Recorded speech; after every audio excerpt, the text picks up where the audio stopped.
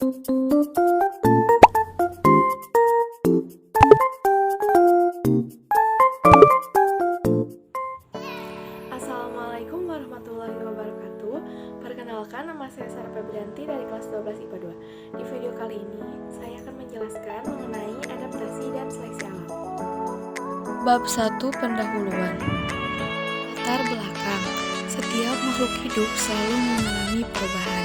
Perubahan dapat terjadi dalam kurun waktu yang sangat lama, dan dari generasi ke generasi sehingga generasi kesekian mengalami perubahan yang berbeda sama sekali dari nenek moyangnya. Perubahan ini juga tidak lepas dari peranan lingkungan, tempat makhluk hidup itu. Lingkungan menyebabkan terjadinya perubahan pada makhluk hidup, kemudian makhluk hidup akan beradaptasi dengan lingkungannya. Kehidupan di bumi ini terbentuk melalui proses evolusi biologi.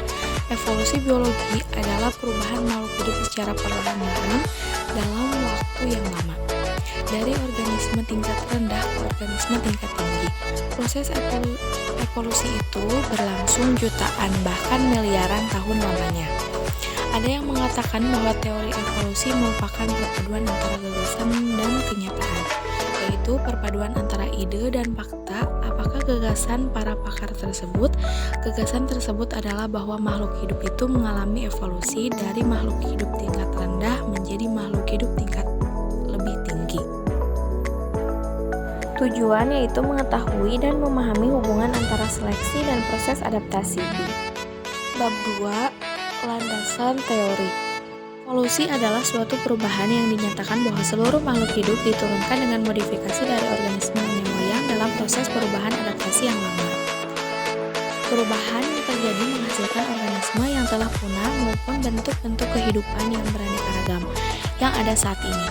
Evolusi juga dapat menyebarkan sifat-sifat interaksi antara organisme lain dan interaksi antara organisme dengan lingkungannya.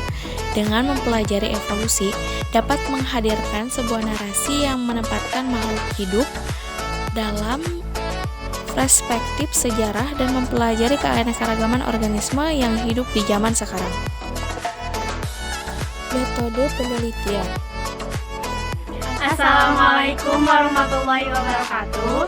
Di sini kami akan melakukan kegiatan praktikum mengenai adaptasi dan seleksi alam. Selamat menyaksikan. Alat dan bahan yang dibutuhkan yaitu potongan kertas, daun hijau, bunga berwarna, daun kering, masing-masing 0,5 cm sebanyak 50 potong. Alat yang pertama yaitu pemotong kertas. Potongan bambu atau kayu sepanjang 15-20 cm sebanyak 4 buah. Kemudian tali rapia sepanjang sekitar 5 cm. Terakhir HP sebagai stopwatch. Cara kerja. Pertama, siapkan lapangan berukuran 1 meter persegi. Pasang pembatas dengan menggunakan bambu dan tali rapia. 2. Campurkan potongan kertas, daun, dan bunga kemudian tabur secara merata pada lapangan rumput yang telah disediakan.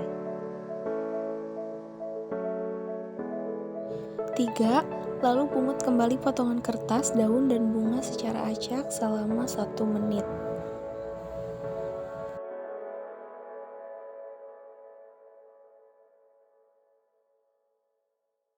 4. Hitunglah jumlah masing-masing potongan kertas, daun, dan bunga yang terambil. 5. Tabur kembali daun, kertas, dan bunga ke tempat semula.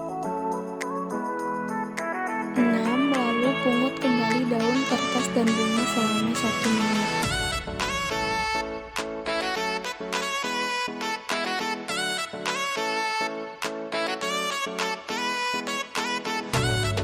Hitung kembali potongan yang sudah diambil tadi. Hitunglah jumlah potongan kertas, daun, dan bunga yang tertinggal. Sisanya yaitu ada 26 potong.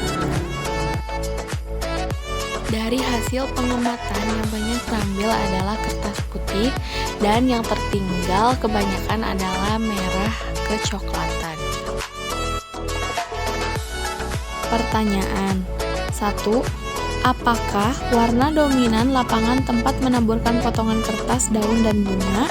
Jawaban, warna dominan yaitu coklat. 2. Potongan bahan warna manakah yang paling banyak terambil? Mengapa? Jawaban, warna putih. Karena warnanya yang paling mencolok di antara potongan yang lain. 3. Potongan bahan warna manakah yang paling banyak tertinggal?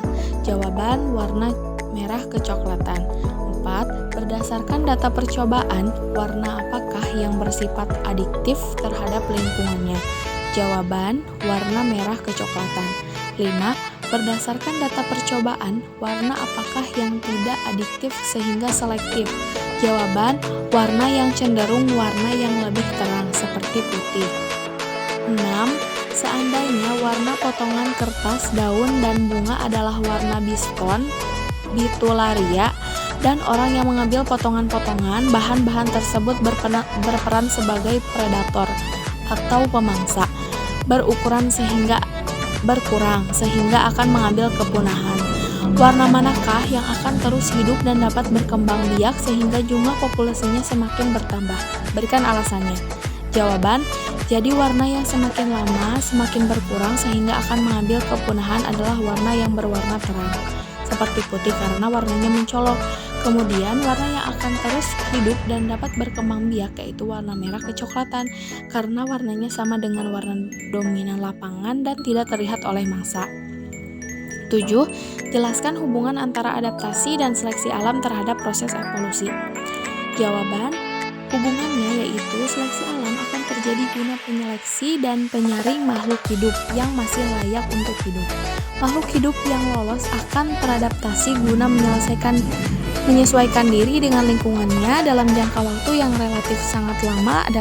Adaptasi tersebut akan menjadi sebuah evolusi.